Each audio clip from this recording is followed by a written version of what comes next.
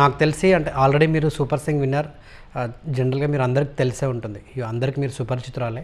But ఈ song తోటి అందరు సలార్ సింగర్ అంటారేమో.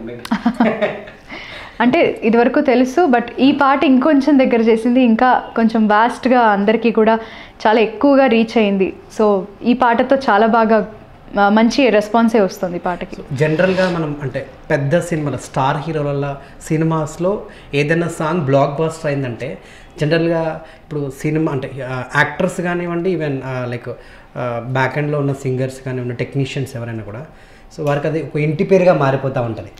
అటువంటివి మనం చాలా చూసాం. అంటే యాక్టర్లకు కానీ సింగర్స్ కానీ, అరే మనం ఆల్రెడీ ఇప్పుడు చిత్రం శ్రీను అని చెప్పి ఇలా అంటే ఇంటి పేరుగా మారిపోయినటువంటి ఆర్టిస్టులు చాలామంది ఉన్నారు. సో మేబీ ఇంకా అంటే ఇది ఇంకా పెద్ద వ్యూవర్షిప్ ఇంకా ఎక్కువ అయితే, సో రేపటి రోజున మీకు కూడా మీ ఇంటి పేరు సలార్గా మారిపోతుంది.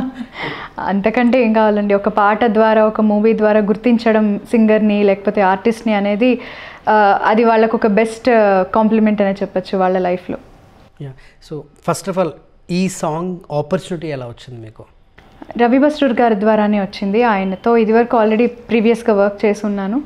సో ఈ పాట కూడా వేరే సాంగ్స్ కోసం నేను వర్క్ చేసినప్పుడు ఈ పాటను గురించి కూడా అడిగారు, నేను పాడతానా అని అడిగారు. సో డెఫినెట్లీ అని చెప్పేసి నేను పాడి పంపించడం జరిగింది. సో ముందు ఆల్రెడీ ఈ సినిమాకి వేరే పాటలకి వర్క్ చేశాను, కోఆర్డినేషన్ చేశాను అంతే. Okay. And first of all ఈ సాంగ్ అంటే మీ దాకా వచ్చినప్పుడు, సో ఆ లిరిక్స్ విన్నప్పుడు కానివ్వండి, so how do you feel? అంటే మీకు తెలుసా ఇది సలార్ సాంగ్ అనే పంపించారా లేదంటే? లేదు, సలార్ సాంగ్ అని తెలుసు, బట్ సిచ్యువేషన్ కానీ ఎలాంటి సీన్ కానీ నాకేం చెప్పలేదు. సో ఫ్రెండ్షిప్ సాంగ్ అని అర్థమైంది, దాన్ని బట్టే ఫీల్ క్యారీ చేసి పాడడం జరిగింది. సో కేజీఎఫ్ చూసుకుంటే కంప్లీట్ మదర్ సెంటిమెంట్. సో ఇక్కడ చూసుకుంటే ఒక స్నేహితుడి కోసం అంటే ఒక దోస్తు కోసం అంటే ఆ సినిమా కాన్సెప్ట్ అర్థమైపోతుంది. సో అదే ఫీల్తో కూడా సాంగ్ ఉంది కంప్లీట్గా, మనకు అలా ఉన్న ఎలిమెంట్స్ చూస్తే అర్థమైపోతుంది. సో దీన్ని అంటే ఫస్ట్ టైం మీకు వచ్చినప్పుడు ఆ ఇన్పుట్స్ కానివ్వండి, అంటే మీరు ఓన్ చేసుకొని పాడిరా అసలు ఏంటని? నేను ఓన్ చేసుకునే పాడాను ముందు, పాడిన తర్వాత వాళ్ళు దానికి కావాల్సినట్టుగా ఎలా కావాలి అనేది వాళ్ళు చెప్పారు. సో దాన్ని కూడా మళ్ళీ నేను రీటేక్ తీసుకొని వాళ్ళకి కావాల్సినట్టుగా మళ్ళీ పాడి పంపించాను. సో లాస్ట్కి ఒక 2 to 3 times పాడిన తర్వాత వాళ్ళు ఓకే చేశారు సాంగ్. ఒకసారి హమ్ చేస్తారమ్మా ప్రేక్షకుల కోసం? సో మీరు మొదటిసారిగా పాడింది ఎలా పాడారు? అంటే మీకు వచ్చినప్పుడు ఒరిజినాలిటీగా మిమ్మల్ని పాడమన్నప్పుడు ఎలా పాడారు? సో ఇప్పుడు ఒరిజినల్గా వినాలంది నాకు, ఆ ఒరిజినల్ కంటే ముందు మీరు ఓన్ చేసుకొని పాడడం వినాలి. రెండింటికి పెద్ద డిఫరెన్స్ ఏమి ఉండదు. నేను చాలా సాఫ్ట్గా మెలోడియస్గా పాడాను, బట్ వాళ్ళు కొంచెం నాకు ఓపెన్ సింగింగ్ కావాలి, రాగా కావాలి అని అడిగారు. సో ఆ విధంగా పాడడం జరిగింది. సూర్యుడే గొడుగు పట్టి వచ్చాడే భుజము తట్టి, చిమ్మ చీకటిలోను నీడల ఉండేటోడు, రెప్పనొదలక కాపు కాసెడి కన్నువాడు. ఈ స్టైల్లో నార్మల్గా పాడాను. తర్వాత వాళ్ళు కంప్లీట్ ఓపెన్ సింగింగ్ కావాలని అడిగినప్పుడు, సూర్యుడే గొడుగు పట్టి వచ్చాడే భుజము తట్టి, చిమ్మ చీకటిలోను నీడల ఉండేటోడు, రెప్పనొదలక కాపు కాసెడి కన్నువాడు, ఆకాశం ఇడిసిపెట్టి ముద్దెట్టే పొలము మట్టి, ఎండ భగ తీర్చే చినుకుల దూకుతాడు, ముప్పు కనవనదారర తారరారా, సూర్యుడే గొడుగు పట్టి వచ్చాడే భుజము తట్టి. సారీ, లిరిక్ మర్చిపోయాను. ఓకే. సో నిజంగా అంటే మీ వాయిస్ అక్కడ జనరల్గా మేము చాలాసార్లు విన్నాము. సో ఆ సౌండింగ్లో వింటుంటే నిజంగా ఎన్నిసార్లు విన్నా కూడా ఇంకా వినాలనిపిస్తుంది. సో అంటే నార్మల్గా మేము ఆడియో వినే ఇంత ఎంజాయ్ చేసాం, ఇంకా వీడియోతో పాటు అది అవుట్పుట్ బయటకు వస్తే అది ఇంకా బ్లాస్ట్ అవుతుంది. ఇంకా అందులోటి ప్రభాస్ అంటే మీకు తెలిసే ఉంటుంది, పాన్ ఇండియా వైజ్లో ప్రభాస్ ఫ్యాన్స్ ఎక్కడ చూసినా కూడా ఆయన బాహుబలితోటే ఎక్కడికో వెళ్ళిపోయాడు. సో ఇప్పుడు ప్రభాస్ అంటే ప్రపంచవ్యాప్తంగా అందరికీ తెలుసు. అటువంటిది so the mega project Salaar కోసం చాలా ఏళ్ళ నుంచి వెయిట్ చేస్తున్నారు ఫ్యాన్స్. సో ఆబ్వియస్లీ ఇంకా ఇది వీడియోతో చూస్తే అది blast. So so next Harini గారు ఇంకా మీరు కూడా పాన్ ఇండియా అయిపోతారు. సో ఆల్రెడీ పాన్ ఇండియా సినిమాకి పాడారు. సో నెక్స్ట్ అన్ని ఇంకా హరిణి ఎక్కడైనా పాన్ ఇండియా పాటలే పాడుతుంది. అయ్యో అదేం లేదు, ఎవరు ఎలాంటి ప్రాజెక్ట్ తీసుకొచ్చినా ఆ పాట చాలా బాగుండి మంచి సాంగ్కి అంత మంచి వాల్యూస్ ఉంటే డెఫినెట్లీ నేను పాడతాను. ఆల్రెడీ వర్క్ చేస్తున్నాను అలాంటి చిన్న మూవీ అవనివ్వండి పెద్ద మూవీ అండి, బడ్జెట్ ఎట్లా ఉన్నా కూడా మ్యూజిక్ డైరెక్టర్తో నాకు కంఫర్ట్ ఉండి ఆయన మంచి మంచి పాటలు చేసేవాళ్ళు అయితే నేను డెఫినెట్గా పాడుతున్నాను. ఓకే. సో ఈ లిరిక్స్ విన్నప్పుడు కూడా హౌ డూ యూ ఫీల్ అండి? ఎందుకంటే జనరల్గా మీరు లిరిక్స్ కూడా 1కి 10 సార్లు ఆ లిరిక్స్ అసలు ఏంటి అనేది కూడా మీరు చూసుకుంటారు, దాంట్లో ఉన్న మీనింగ్, దాంతో మీరు ఆ లోపల ఉన్న ఎమోషన్ కూడా క్యారీ చేస్తారు. సింగర్స్ ఆ ఎమోషన్తోనే పాడుతూ ఉంటారు కదా. So how you feel? Lyrics చూడగానే అర్థమైంది ఒక ఫ్రెండ్షిప్ సాంగ్ అని, బట్ చాలా బ్యూటిఫుల్గా రాశారు కేకే గారు. ఆయనకి నిజంగా అసలు ఆల్మోస్ట్ 80% ఆఫ్ ద అప్రిసియేషన్ ఆయనకి అండ్ రవి బస్రూర్ గారికి వెళ్ళాలి, వాళ్ళిద్దరికీ ఈక్వల్గా వెళ్తుంది ఆ అప్రిషియేషన్ అనేది. ఎందుకంటే ఆయన అంత బ్యూటిఫుల్గా అంత మెలోడియస్గా ఎమోషన్ క్యారీ అయ్యేటట్టు ఆయన కంపోజ్ చేశారు. ఈయన అంతే అద్భుతంగా ఇద్దరి క్యారెక్టర్స్ని కూడా వర్ణిస్తూ ఆ ఒక్క పాటలో ఒకళ్ళు ఖడ్గన్ లాంటి వాళ్ళు, ఇంకొకళ్ళు కలహాలు, ఇతని గొడవలు అతను పడతాడు అంటూ ఎంతోమంది ఇప్పుడు మీరు యూట్యూబ్ చూస్తే ఈ పాట గురించి దాన్ని వర్ణిస్తూ అందరూ వాళ్ళకి అర్థమైన ఆ మీనింగ్తో వాళ్ళందరూ కూడా ఎక్స్ప్లెయిన్ చేస్తున్నారు. సో బ్యూటిఫుల్గా అంతమందికి మామూలు సాధారణ ప్రజలకు కూడా అర్థమయ్యేటట్టుగా రాశారు ఆయన అంత బాగా. సో ఆయనకి నిజంగా థ్యాంక్స్ చెప్పాలి అంత అద్భుతంగా రాసినందుకు. అండ్ అది నేను చూడగానే నాకు అర్థమైంది మీనింగ్ ఏంటనేది. సో అది నేను అనుభవిస్తూ పాడగలిగాను అంత బాగా రాసినందువల్ల, అంత బాగా కంపోజ్ చేసినందువల్ల. సో మేజర్లీ ఆయన క్రెడిట్ అంతా కూడా వాళ్ళిద్దరికే చెందుతుంది. కమింగ్ టు ప్రభాస్, సో మనకు తెలుసు ఆయన ఎంత ఎదిగినా కూడా చాలా is very ground to the head. So అటువంటి ప్రభాస్కి మీరు ఒక పాట పాడారు. సో ప్రభాస్ గురించి మీరేం చెప్తారు? అంటే ఇంటర్నల్గా మీకు ఎలా ఏం తెలుసు ప్రభాస్ గురించి? పర్సనల్గా నాకు తెలియదండి, బట్ ఆన్ స్క్రీనే అందరూ ఆరాధించే ఆ ప్రభాస్ గారే చాలా చాలా సింపుల్గా, చాలా డౌన్ టు ఎర్త్. ఆయన ఫ్యాన్స్కి ఆయన ఎంత వాల్యూ ఇస్తారో, ఆయన ఫ్యాన్స్ కూడా అలాగే ఉంటారు. నిజానికి నేను చూసినంత వరకు కూడా నాతో మాట్లాడిన వాళ్ళందరూ కూడా, ఆయన ఫ్యాన్స్ అందరూ కూడా చాలా మర్యాదగా, చాలా పాజిటివ్గా, ఆయన ఎలా ఉంటారో అంతే బాగా ఉంటారు వాళ్ళందరూ. సో ఆయన గురించి చెప్పడానికి ఏం లేదు, ప్రతి ఒక్కళ్ళు చెప్పేది ఆయన ఒక డార్లింగ్. నిజంగానే బై హార్ట్ కూడా ఆయన అలాంటి వ్యక్తే. సో అది మనం ఆన్ స్క్రీన్ చూస్తున్నాము. పర్సనల్గా కూడా చాలామంది కలిసిన వాళ్ళు, చూసిన వాళ్ళు అందరూ కూడా చెప్పేది అదే. సో అలాంటి వ్యక్తిని కలవాలని నాకు కూడా ఉంది. ఎప్పుడు అవకాశం వస్తే అప్పుడు ఆయన్ని కలవాలనే ఆశతో. ఈ పాట విన్నాక మీకు ప్రభాస్ నుంచి ఏమైనా ఫోన్ కాల్స్ వచ్చాయా? ఎవరు ఆ సింగర్ ఎంత బాగా పాడింది అని చెప్పేసి? ప్రస్తుతానికి అయితే ఏం రాలేదండి. వచ్చిన కాంప్లిమెంట్స్ ఇచ్చే ఉంటారు మేబీ, ఆబ్వియస్లీ ఇచ్చి ఉంటారు. బట్ డైరెక్ట్గా ఎప్పుడైనా కలిసినప్పుడు ఆయనతో చెప్పి నేను ఈ పాట పాడానండి అని చెప్పి ఆయనతో ఒక ఫోటో దిగాలని కోరికుంది. సో అంటే మీ వర్కింగ్ టైంలో కానివ్వండి, ఈవెన్ టెక్నీషియన్స్తో ఆబ్వియస్లీ పాట ఎవరు పాడారు, వాయిస్ చాలా బాగుందని డెఫినెట్గా అనే ఉంటారు. సో అంటే ఈ కమ్యూనికేషన్ ఏమైనా జరిగిందా? అంటే డిస్కషన్ అని నాకు తెలిసి అంటే నా వరకు రాలేదు, బట్ వాళ్ళలో అయి ఉంటుంది. వాళ్ళకి నచ్చాకే పాట రిలీజ్ చేస్తుంటారు నా వాయిస్లో maybe. And definitely Prabhas fans అంతా ఇప్పుడు హరిణి ఫ్యాన్స్ కూడా అయిపోతారు. ఎందుకంటే ప్రభాస్కి అంతమంది ఫ్యాన్స్ ఉంటారు కాబట్టి ఈ పాట అందరికీ నచ్చుతుంది. సో ఈవెన్ టీనేజ్ నుంచి పెద్దవాళ్ళ వరకు కూడా సో అందరూ ఇష్టపడుతున్నారు. అటువంటిది ఇప్పుడు ఆ ఫ్యాన్స్ అంతా ఇటు డైవర్ట్ అవుతారు, హరిణి ఫ్యాన్స్. సో నాకు తెలిసి మీకు బాగా కాంప్లిమెంట్స్ కూడా వచ్చే ఉంటాయి. ఆడియన్స్ కూడా విపరీతమైన ఫోన్ కాల్స్, మీకు ఇన్స్టా సోషల్ మీడియాలో కూడా మీకు ఆ కామెంట్స్ వస్తూనే ఉంటాయి. సో ఇదంతా మీరు ఎట్లా తట్టుకోగలుగుతున్నారు? నిజంగా ఎట్లా రిసీవ్ చేసుకుంటున్నారు? ముఖ్యంగా అందరికీ రిప్లై ఇవ్వడం అనేది మాత్రం ఒక హెక్టిక్ పనే, కానీ ప్రతి ఒక్కరికి ఇస్తేనే వాళ్ళు ఎంత టైం తీసుకుని మనకి పాట విని అంత బాగా రెస్పాండ్ అవుతున్నారు. సో అలాంటి వాళ్ళకి రెస్పాండ్ అవ్వాలి తిరిగి. సో ప్రతి ఒక్కరికి రెస్పాండ్ అవ్వడానికే ట్రై చేస్తున్నాను. కొంచెం చాలా కష్టంగానే ఉంది, కానీ అది ఎంజాయ్ చేస్తున్నాను. ఇలాంటి అవకాశాలు, ఇలాంటి సిచ్యువేషన్లు, ఇలాంటి మెమరీస్ మళ్ళీ రావు. సో ప్రతి ఒక్కరికి రెస్పాండ్ అవ్వాలనే ఉద్దేశంతో ప్రతి మెసేజ్కి లైక్ చేయడం కానీ, లేకపోతే వాళ్ళు నన్ను ట్యాగ్ చేస్తున్నప్పుడు మెన్షన్ చేయడం కానీ చేస్తూ వచ్చాను. సో అందరి మెసేజెస్ చదువుతున్నాను. చాలా మనసు నిండిపోతుంది ప్రతి ఒక్కళ్ళ మెసేజ్ చదివినప్పుడల్లా. సో అందరూ చూపించే ప్రేమకి మళ్ళీ థ్యాంక్ యూ ప్రతి ఒక్కళ్ళకి. సో జనరల్గా ఆర్టిస్ట్ కానీ ఈవెన్ టెక్నీషియన్స్ కానీ సింగర్స్ కానీ సో ప్రతి ఒక్కరికి ఒక బ్రేక్ ఉంటుంది. సో ఒక సినిమా అనేది బ్రేక్ ఇస్తుంది. సో ఇది మీకు ఏదైనా పెద్ద బ్రేక్ ఇవ్వబోతుంది అనుకోవచ్చా? తప్పకుండా. ఇది ఇప్పటికే చాలామందికి రీచ్ అయింది పాట.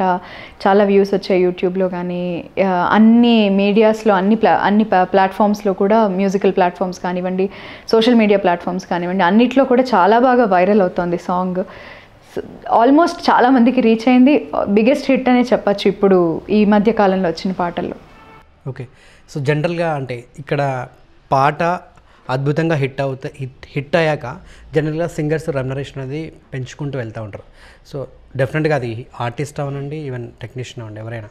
సో ఈ పాట తర్వాత మీరు ఇంకో రేంజ్కి ఏమైనా వెళ్ళిపోతారా ఏంటి అని చాలామంది కూడా అంచనాలు వేస్తున్నారు. సో నెక్స్ట్ హరిణి తన రెమ్యునరేషన్ ఎంతవరకు పెంచుకోబోతుంది, నిజంగా ఈ సినిమా తర్వాత తనకి ఎలాంటి పెద్ద బ్రేక్ రాబోతుందని చెప్పేసి కూడా చాలామంది మ్యూజిక్ డైరెక్టర్స్ కూడా అంచనాలు ఉంటాయి. అవును, ఉంటాయి. బట్ అలాంటిదేం లేదండి. పెంచడం పెంచకపోవడం అనేది పక్కన పెడితే, ఒకవేళ ఏదైనా కంపోజర్ నా వాయిస్ కావాలి అని ఒక మంచి పాటను తీసుకొచ్చి ఇచ్చి దానికి అంత బడ్జెట్ లేకపోయినా కూడా ఐఎమ్ రెడీ టు సింగ్. నాకు అదేమి ప్రాబ్లం లేదు. అంటే బడ్జెట్ ఇంత ఉంటేనే పాడతాను అది కంపల్సరీ అనేది నాకేం లేదు. వాళ్ళు రిక్వెస్ట్ చేసి లేదు మీ వాయిస్ కావాలనుకుంటున్నామని వచ్చి పాడిస్తే నా కోసం చేశారు ఆ పాట అని చెప్తే డెఫినెట్లీ నేను పాడతాను. నాకు అది తేడా ఏం లేదు. బట్ అందరూ పెంచుకుంటారు. పాట ఒకటి హిట్ వచ్చిన తర్వాత ఆబ్వియస్లీ రెమ్యునరేషన్ అనేది పెరుగుతుంది. అట్ ది సేమ్ టైం నేను ఈ వర్క్సే చేస్తానని అయితే నాకు పట్టింపు ఏం లేదు. I think so the song would be next ఆస్కార్లో ఇది కూడా ఒక లైన్లో పెడతారు కావచ్చు మేబీ. సో ఎందుకంటే ఆల్రెడీ మన తెలుగు నుంచి నాటు సాంగ్ మనం ఆల్రెడీ ఆస్కార్ సొంతం చేసుకున్నాం. సో అది రాజమౌళి గారి వల్ల కీరవాణి గారి వల్ల మనకు సాధ్యమైంది. సో నెక్స్ట్ ఇంత పెద్ద ప్రాజెక్టు సాంగ్ కూడా చాలా డెఫినెట్గా చాలా బాగుంది. కాబట్టి నెక్స్ట్ అదే ఆస్కార్ పొజిషన్లో ఆ లైన్లో మీ సాంగ్ కూడా ఉంటే హౌ డూ యూ ఫీల్? అయ్యే బాబోయ్, అసలు అది ఊహించుకోలేము. మీరు అన్నమాట నిజమైతే బాగుండు, కానీ ఏమో చెప్పలేము. మన చేతుల్లో లేదు, అది ఆడియన్స్ చేతుల్లో అండ్ అకాడమీ చేతుల్లో ఉంది. సో వెళ్తే చాలా సంతోషం, వెళ్ళకపోయినా కూడా ఇంతమంది హృదయాలను గెలిచింది పాట, అదే చాలు. Okay. So coming to Salaar cinema గురించి మీరు ఏం చెప్తారు?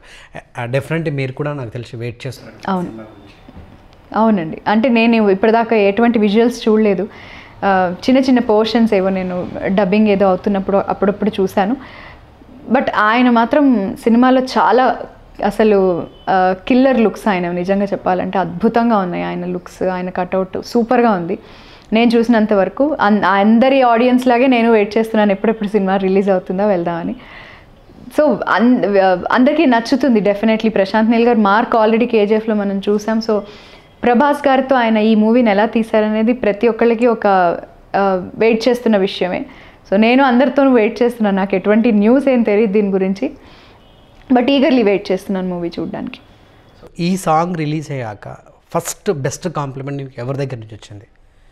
ఒకళ్ళు కాదండి, చాలామంది, అందరూ చాలా మంచి పెద్దవాళ్ళు. అంటే ఇప్పుడు జనరల్ సామాన్యుడు అంటే మనకు తెలియదు కాబట్టి, సో ఇండస్ట్రీకి సంబంధించిన పెద్దవాళ్ళ దగ్గర నుంచి అందరూ మంచి కాంప్లిమెంట్స్ ఇస్తున్నారండి. ఒకళ్ళు అని చెప్పలేను, అందరూ బాగా చాలా బాగుందనే మాట్లాడుతున్నారు.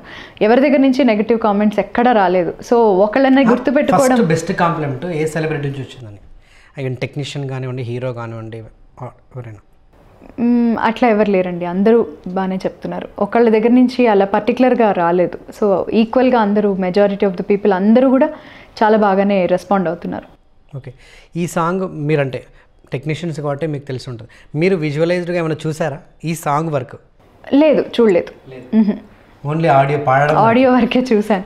అది కూడా మొన్న పాట రిలీజ్ అయినప్పుడే నేను ఆ విజువల్స్ కూడా అప్పుడే చూశాను. ముందు నాకు ఓన్లీ ఆడియో ఒక్కటే పంపించారు. సో వీడియో నేను అందరితో కలిసే చూశాను అంతే. Okay, fine. సో నెక్స్ట్ ఈ మూవీలో ఇంకేదన్నా బ్లాక్ బస్టర్ అయ్యే సాంగ్ ఏదన్నా ఉందా? మీరు వినే ఉంటారు. నేను విన్న 2 పాటలు కూడా చాలా బాగున్నాయండి. ఈ పాట కాకుండా నేను ఇంకొక 2 సాంగ్స్కి వర్క్ చేశాను. 2 అద్భుతంగా ఉన్నాయి. అది మరి ఇప్పుడే రిలీజ్ చేస్తారా థియేటర్లో? నేను పాడలేదు, నేను జస్ట్ కోఆర్డినేషన్ చేయడానికి వెళ్ళాను, పాడించడానికి వెళ్ళాను. సో 2 పాటలు కూడా చాలా బాగున్నాయి.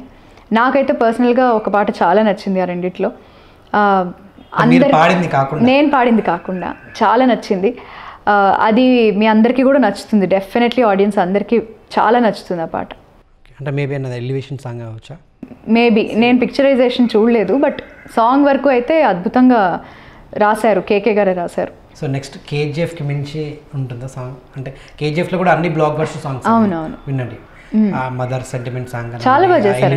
అవునవును, చాలా బాగా చేశారు ఆ రవి బస్రూర్ గారు. ఆ 2 పాటలు కూడా అద్భుతంగా ఉంది. ఒక పాట అదే నాకు నచ్చిందని చెప్పాను, ఆ పాట చాలా బాగుంది. సో మీరేం రివీల్ చేయాలి? అయ్యో వద్దండి, అంతా ఇప్పుడే చెప్పేస్తే సినిమా చూసేటప్పుడు థ్రిల్ ఉండదు, అప్పుడు చూసేటప్పుడు చూస్తేనే ఆ కిక్ ఉంటుంది. ఓకే, సో ఇప్పటిదాకా అంటే మీకు ఈ అపార్ట్ ఫ్రమ్ దిస్ సాంగ్ మీకు బ్రేక్ వచ్చిన సాంగ్స్ ఏమైనా ఉన్నాయి? రాధేశ్యామ్లో ఈ రాతలే ఒకటి పాడినప్పుడు అది చాలా మంచి అప్లోజ్ వచ్చింది, ఆ పాటకి చాలా పెద్ద హిట్ అయింది ఆ పాట. This was second movie for Prabhas? అవును. ఓకే, సో అదొకసారి హమ్ చేస్తారమ్మా. ఎవరో వేరెవరో కలవనీరు ప్రేమికులా, ఎవరో వేరెవరో విడిపోని యాత్రికులా, ఖాళీ ఖాళీగున్న ఉత్తరమేదో నాతో ఏదో కథ చెప్పాలంటుందే, ఏ గూఢాచారో గాఢంగా నన్నే వెంటాడెను ఎందుకో ఏమో, కాలం మంచు కత్తి గుండెల్లో గుచ్చే, గాయం లేదు కానీ దాడంతో నచ్చే, మాయే ఎవరే రాడా ఎదురే తెలియకనే తహతహ పెరిగే, ఏ గూఢాచారో గాఢంగా నన్నే వెంటాడెను. Thank you. సో మేము సూపర్ సింగర్లో అంటే మీరు పాడినటువంటి సాంగ్స్ చాలా విన్నాం మేము. సో అది మీ లైఫ్కి సూపర్ సింగర్ అనేది ఎంతవరకు ఉపయోగపడింది? సూపర్ సింగర్ కానీ, పాడుతా దిగ కానీ, ఇవన్నీ కూడా నాకు ఈ ఇండస్ట్రీలోకి రావడానికి ఒక కరేజ్, అంటే భయం లేకుండా ఎవరి ముందైనా పాడే ఆ స్టేజ్ ఫియర్ అనేది ఫస్ట్ తీసేసింది. అది కాకుండా ఎక్స్పీరియన్స్ అండి, రకరకాల పాటలు ఓన్లీ ఒక జానరే పాడే అవకాశం ఉండదు కాంపిటీషన్స్ లాంటి వాటిలో. సో అన్ని రకాల పాటలు పాడాల్సి వస్తుంది.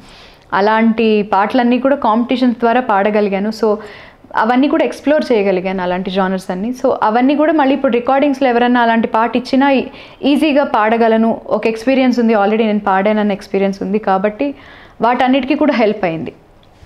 అంటే మాడ్యులేషన్ ఎట్లా చేయాలి, జడ్జెస్ కానీ అక్కడ ఎవరైతే సీనియర్స్ ఉన్నారో వాళ్ళందరి నుంచి వచ్చే కాంప్లిమెంట్స్, సజెషన్స్ అన్నీ కూడా ఈ ఇండస్ట్రీలో నేను పాడేటప్పుడు నాకు చాలా హెల్ప్ అయ్యాయి. ప్రతి ఒక్క పాయింట్ని తీసుకుని నేను అప్లై చేసేదాన్ని.